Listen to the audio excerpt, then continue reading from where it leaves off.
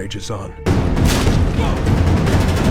Today you're looking at Medal of Honor. This is the first Medal of Honor that's not set in World War II. We are set in modern times and in the current fight that's currently taking place in Afghanistan. We had a story we wanted to tell, and that story was about soldiers and what they're going through right now. And the guys that we ended up being introduced to, these Tier 1 operators, they brought a different flavor, and you know, they've really come into their own in this fight. And so we never really sat down and said, hey, we want to be in Afghanistan, we want to be modern. It was just, hey, this is a story we want to tell. And these guys are pretty interesting and it's compelling.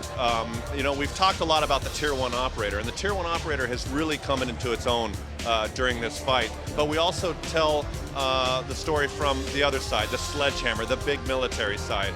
And although you'll be playing a lot of this game as a Tier 1 operator, you're going to have the opportunity to play as a U.S. Army Ranger, as an attack helicopter pilot. So you're going to get both sides. You're going to get that sledgehammer, that overwhelming force, that feeling of being a part of a full force multiplier in big military, as well as playing in the shoes of a Tier 1 operator, and you know, the scalpel, the more surgical, deliberate, direct action type of modes. And both sides will play differently. Get down!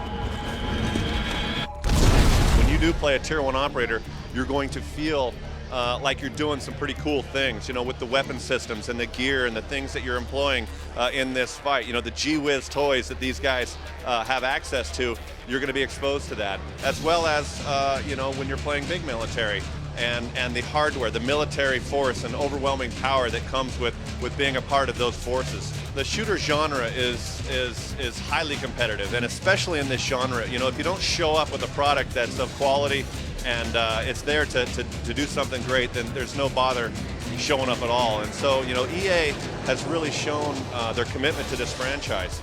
You know, we have a complete full team in Los Angeles dedicated solely to the single-player experience, and we've got a world-class multiplayer team in Sweden at DICE managing the multiplayer.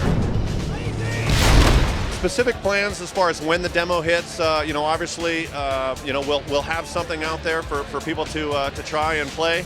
The game is slated to release this fall. We're going to hit it hard, and we're going to show up this fall, and I think our fans will appreciate it.